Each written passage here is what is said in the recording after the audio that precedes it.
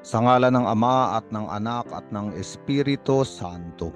Panginoon, isugo mo ang iyong espiritu at pagpanibaguhin mo ang muka ng aming mundo.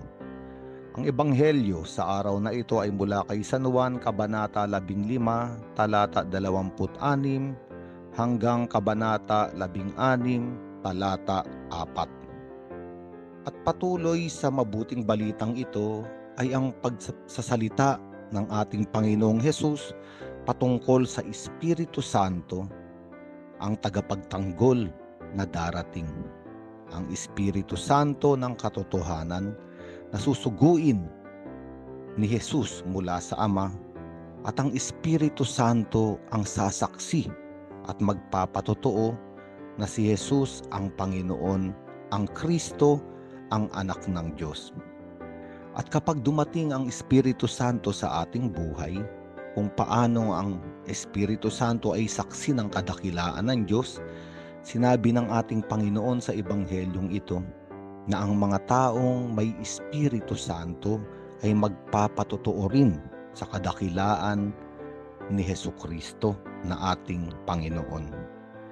Sapagkat ang Ama, si Hesukristo at ang Espiritu Santo ay magkakasama na at iisang Diyos sa simula pa. At bakit ba tinawag na tagapagtanggol ang Espiritu Santo at siya ang Espiritu ng katotohanan? Sapagkat mayroong kalaban na nag-aakusa sa atin at ito ay ang dyablo.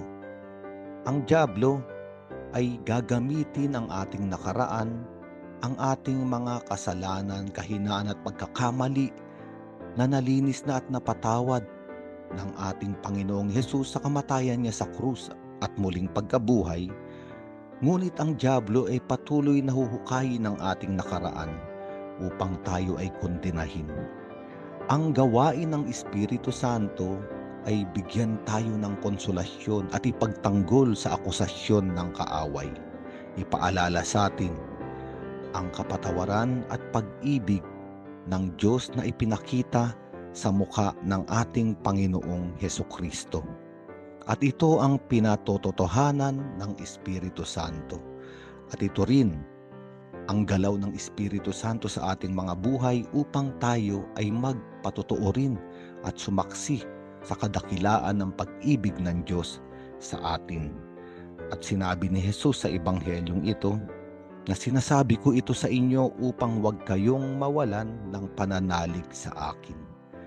Ipinadala ng Panginoong Hesukristo ang Espiritu Santo upang patibayin ang ating pananalig, upang sa pamamagitan ng ating pananampalataya, tayo ay manatili sa pag-ibig ng Diyos at hindi maagaw ng kaaway.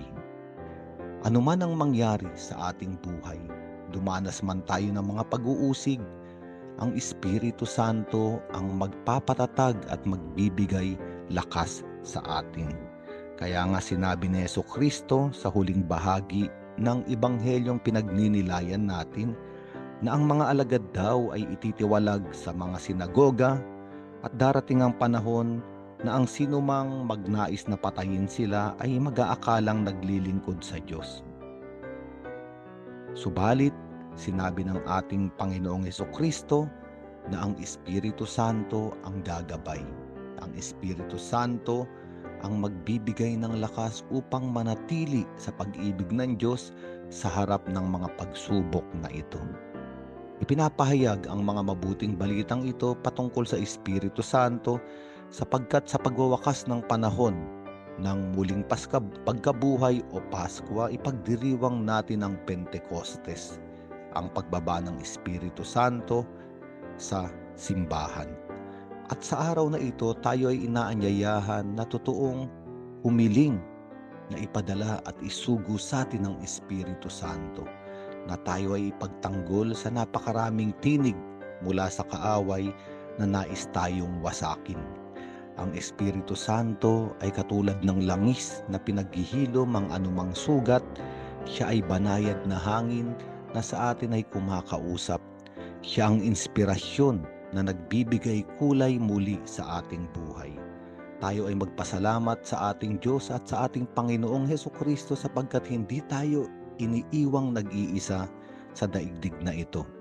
Tayo ay sinasamahan nila sa pamamagitan ng ikatlong persona ng iisang Diyos, ang Espiritu Santo, ang tagapagtanggol at ang katotohanan.